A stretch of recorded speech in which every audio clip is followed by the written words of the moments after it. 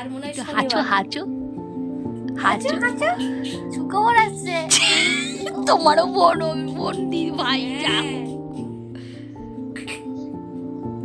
দিদি ভাই দিদি ভাই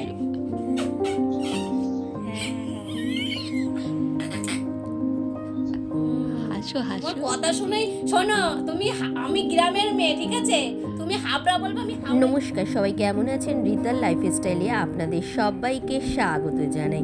আমার ভিডিওটা দেখার জন্য আপনাদের আমার তরফ থেকে অনেক ভালোবাসা। এই যে দেখতেই পাচ্ছেন আমার সোনামাকে, চলে এসেছি আমার ভাইয়ের বাড়িতে। ভাইয়ের বউ বিউটি পার্লারে কাজ শিখেছে, ও সাজাতে পারে। আজকে একটা বিয়ে বাড়ির নিমন্ত্রণ আছে, এই পাশের বাড়িতেই বিয়ে। তাই জন্য বউকে বললাম যে একটু সাজিয়ে দিবি মোনা। বললো এসো দিদিভাই, সাজিয়ে দেবো। এই যে এসেই আগে সাজার আগে আমার সোনামার সাথে একটু কথা বলে নিলাম চা খেতে খেতে। দেখুন কি সুন্দর করে বিস্কুট খাওয়াচ্ছে সবাইকে। ওকে বিস্কুট দেওয়া হয়েছে, এবার আমাকে একবার দিচ্ছে, ওর মাকে একবার দিচ্ছে। কদিন আগেই তো ওর জন্মদিন গিয়েছে, আপনাদেরকে সেই ভিডিও অবশ্যই শেয়ার করেছিলাম, আপনারা হয়তো দেখেছেন। আমার সোনামাকে এই দেখুন আবার উঠে দাঁড়িয়েছে, এবার মায়ের কাছে গেছে। এই যে ইনি হলেন ওর মা। এই যে গান চালিয়ে দেওয়া হয়েছে, তাই উনি বসে বসে নাচছে আর এদিক ওদিক দেখছে। যখনই আমি ভিডিওটা অন করছি, ওকে কিছু করতে বলা হচ্ছে, ও তখন করবে না। এদিকে তাকাচ্ছে, ওদিকে তাকাচ্ছে, সবাইকে দেখছে। ওর বাবাকে দেখছে একবার, ওর মাকে দেখছে একবার।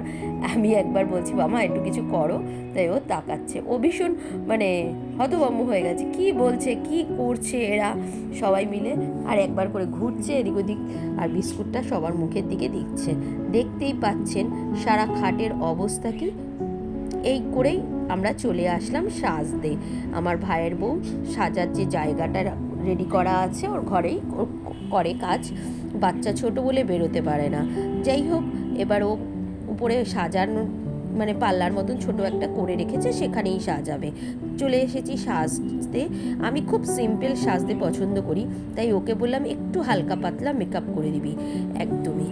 তাই ও বললো চলো সাজিয়ে দিই। দেখো আজকেই আমি ওর কাছে ফার্স্ট টাইম সাজলাম, কিন্তু আমার সাজটা ভীষণ পছন্দ হয়েছে। চলুন এখন ওকে বললাম দে করে রেডি করে, ও আমাকে বললো চলো রেডি করে দিই। এই দেখুন, তাই একটুখানি ওর সাথে বকবক করছি আর সাজছি।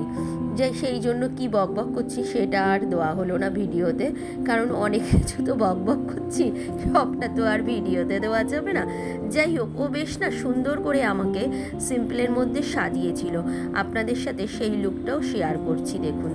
যদি আপনাদের কারোর ভালো লাগে অবশ্যই ওর সাথে যোগাযোগ করুন। কমপ্লিট। এই যে সাজিয়েছে।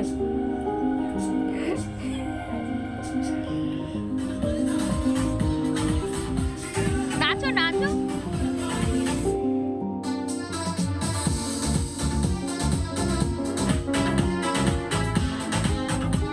নাচো।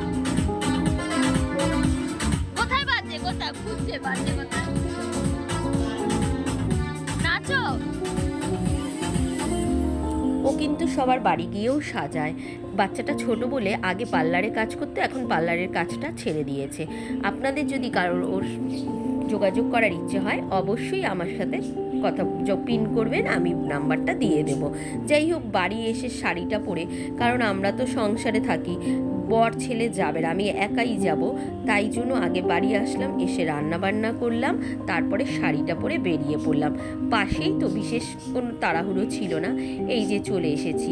খুব ছোট একটা বিয়েবাড়ি ছিল। যাই হোক, ওরা একটা ভ্যানকেও ভাড়া করেছিল, সেটা আমাদের একদমই পাশে, রাস্তার উপরেই তো আমাদের বাড়ি, আমি আপনাদের আগেই বলেছি।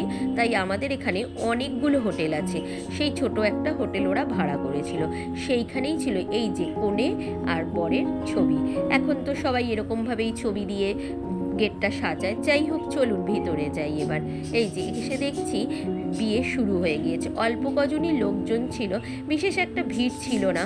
তাই জন্য ভিডিওটা না খুব ভালো করে করা হয়নি, জায়গাটা খুব ছোট ছিল তো, ভীষণ গিঞ্জি ছিল।